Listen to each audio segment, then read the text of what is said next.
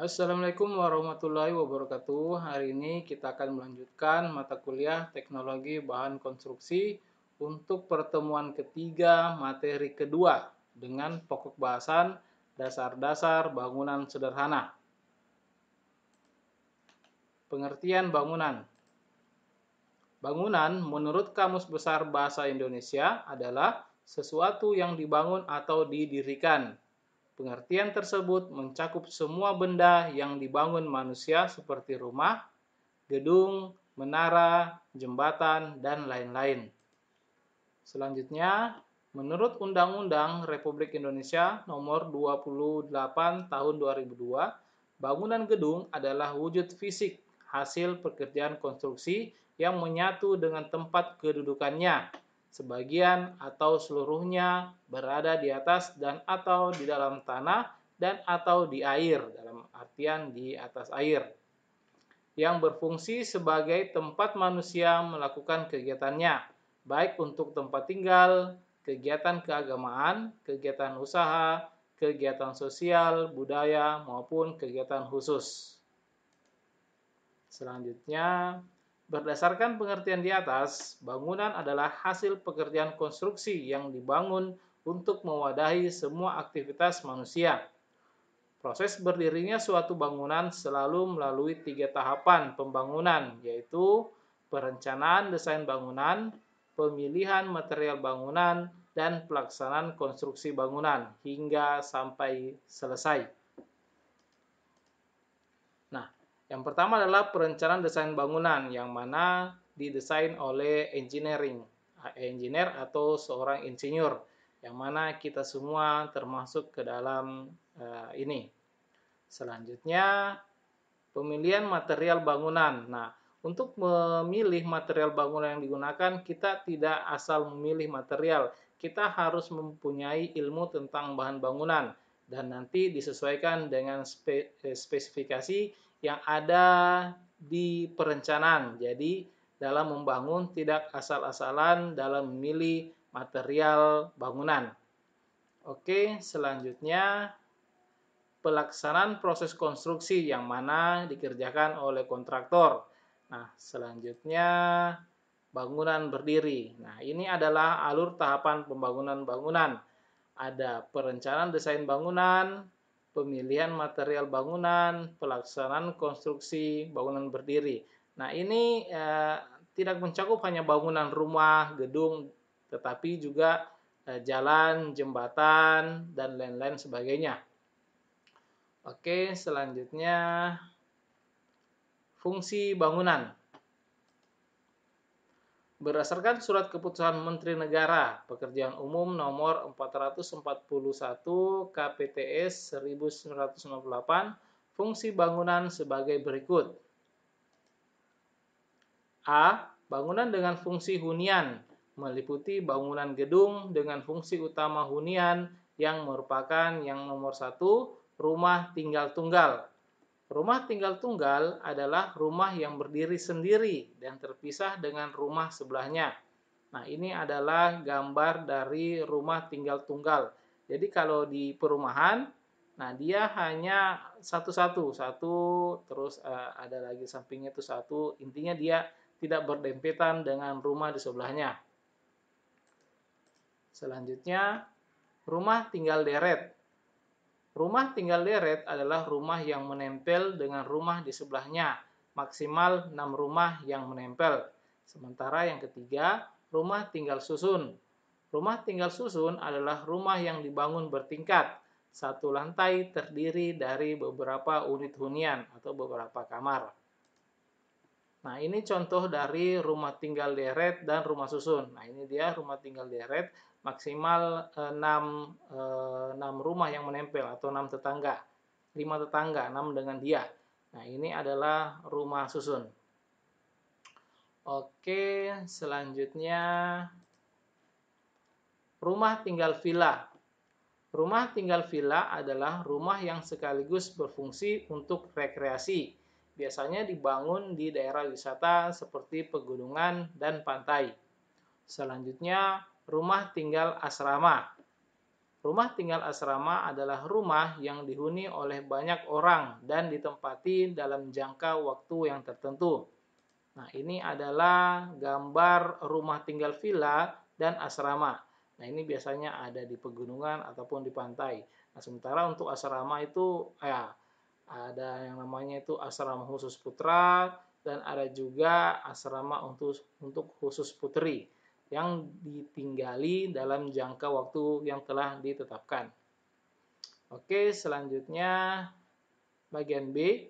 Bangunan dengan fungsi usaha meliputi bangunan gedung dengan fungsi utama untuk yang nomor 1, bangunan perkantoran, perkantoran pemerintah, perkantoran niaga, dan sejenisnya. Yang kedua, bangunan perdagangan, pasar, pertokoan, pusat perbelanjaan, mal, dan sejenisnya. Nah, ini adalah contoh dari bangunan perkantoran, ini Kementerian Pekerjaan Umum dan Perdagangan. Nah, ini adalah Jogja City Mall yang tentunya berada di Jogja. Ini merupakan salah satu mall yang ada di Yogyakarta.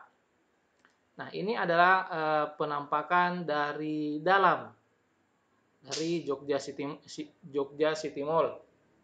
Nah, ini waktu ada konser sini, konser musik yang mana yang tampil di sini adalah Raisa.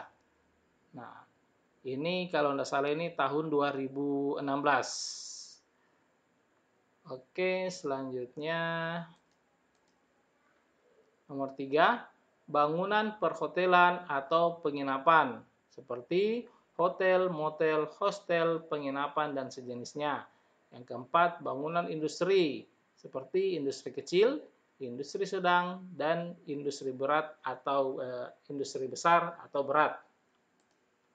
Nah, ini adalah bangunan perhotelan dan juga industri. Nah, ini Hotel Ciputra. Ini tidak tahu ini pabrik apa ini. Oke, selanjutnya nomor 5, bangunan terminal seperti stasiun kereta, terminal bus, terminal udara, halte bus, dan pelabuhan laut. Nomor 6, bangunan penyimpanan seperti gudang, gedung tempat parkir, dan sejenisnya. Nah, ini adalah terminal atau bandara. Bangunan terminal dan penyimpanan ini adalah bandara, bandar udara, dan ini gudang tempat penyimpanan barang. Oke, selanjutnya. Nah, bangunan pariwisata, tempat rekreasi, bioskop, dan sejenisnya. Nah, ini bangunan pariwisata. Nah, ini namanya ini Pandawa Water Park. Nah, ini dia ada di Solo. Nah, kalau kalian ingin ke Solo, jangan lupa mampir di Pandawa Water Park. Ini kalau keluar tidak bayar, tapi yang bayar pada saat masuknya. Nah, seperti itu. Oke, selanjutnya bagian C. Bangunan dengan fungsi umum, sosial, dan budaya. Meliputi bangunan gedung dengan fungsi utama untuk yang pertama, bangunan pendidikan. Sekolah taman kanak-kanak, sekolah dasar, sekolah lanjutan, dan universitas. Yang kedua, bangunan pelayanan kesehatan seperti puskesmas, poliklinik, rumah bersalin, rumah sakit, dan sejenisnya. Nah, ini adalah gambar sekolah, dan ini adalah gambar rumah sakit. Nah, ini bangunan mewakili bangunan pendidikan, ini mewakili bangunan pelayanan kesehatan. Nah, ini kalau Rumah Sakit Sarjito ini berada di Yogyakarta juga, tepat bersebelahan dengan UGM atau masih masuk dalam areal UGM, Universitas Gadjah Mada. Oke, selanjutnya. Nah, yang ketiga, bangunan peribadatan seperti masjid, gereja, pura, kelenteng, dan vihara. Bangunan kebudayaan seperti museum, gedung kesenian, dan sejenisnya. Nah, ini adalah bangunan peribadatan dan kebudayaan. Nah, ini adalah Masjid Istiqlal, salah satu masjid yang terbesar di Indonesia. Dan ini adalah Sydney Opera House, yang mana kalau ada pertunjukan, nah biasanya ditampilkan di sini, di gedung ini. Ini berada di Australia. Namanya Sydney Opera House. Oke, selanjutnya D. Bangunan dengan fungsi khusus meliputi gedung dengan fungsi utama yang mewakili tingkat kerahasiaan tinggi atau tingkat risiko bahayanya tinggi, seperti bangunan kemiliteran, bangunan reaktor, dan sejenisnya.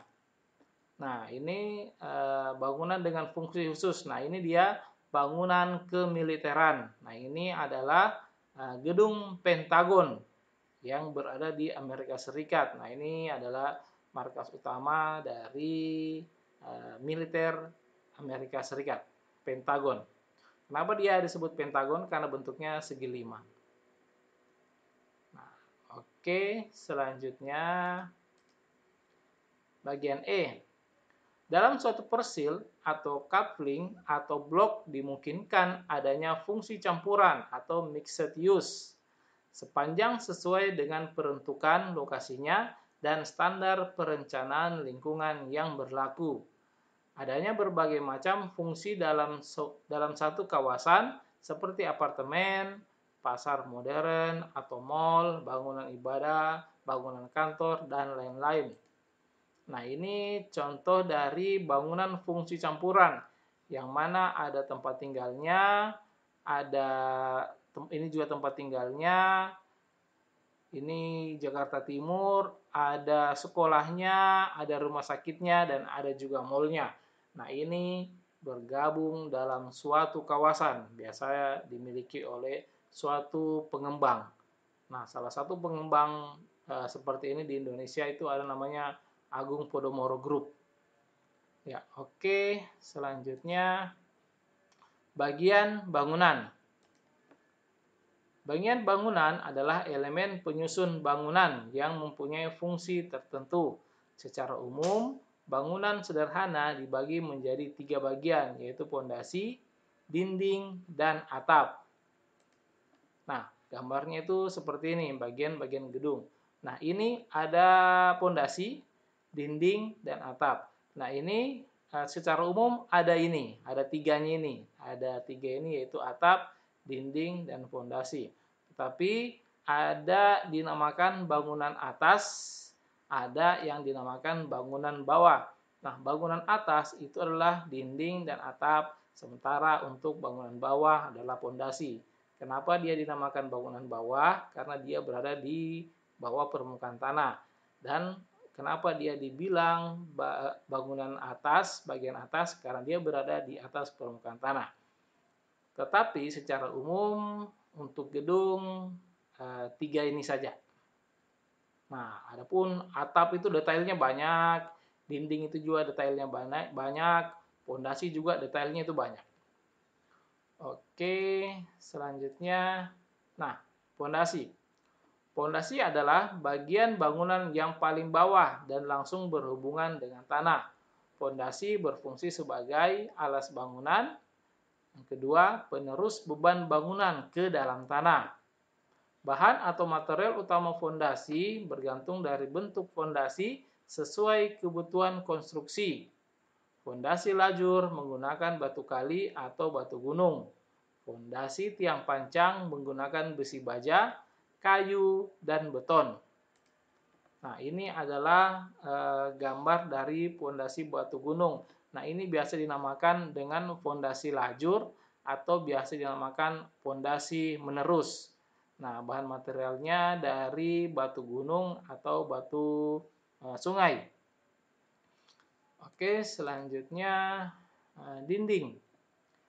Dinding adalah bagian vertikal yang berada di atas tanah. Fungsi dinding antara lain sebagai yang pertama penyekat antar ruang, yang kedua pembatas antar bangunan. Bahan dinding bangunan yang umum digunakan antara lain kayu, batu bata, batako, dan beton. Nah, ada juga sebenarnya itu bata ringan. Nah, ini contoh dari dinding batu bata merah. Nah, kalau di pertemuan pertama itu ada yang namanya itu pasangan satu bata dan ada juga yang dinamakan pasangan setengah bata. Nah, kalau dari fotonya ini termasuk dari pasangan setengah bata karena dia memanjang. Oke, kalau yang di pertemuan sebelumnya penampakannya dari atas, kalau ini penampakan dari samping. Jadi ini adalah penampakan dari samping untuk pasangan setengah bata. Oke, selanjutnya atap. Atap adalah bagian bangunan yang paling atas. Fungsi atap antara lain sebagai yang pertama, pelindung penghuni bangunan dari pengaruh cuaca. Yang kedua, pelindung elemen bangunan. Bahan konstruksi atap yang umum digunakan adalah kayu, baja, dan beton bertulang. Nah, baja ini adalah baja ringan. Sementara kalau beton bertulang, dia berupa plat. Nah, jadi atapnya itu menjadi plat juga. Kalau biasanya itu kalau kalian lihat ruko-ruko, nah ruko itu di atasnya itu biasa ada yang tidak pakai atap, nah dia hanya pakai plat, nah platnya itu berfungsi sebagai atapnya juga.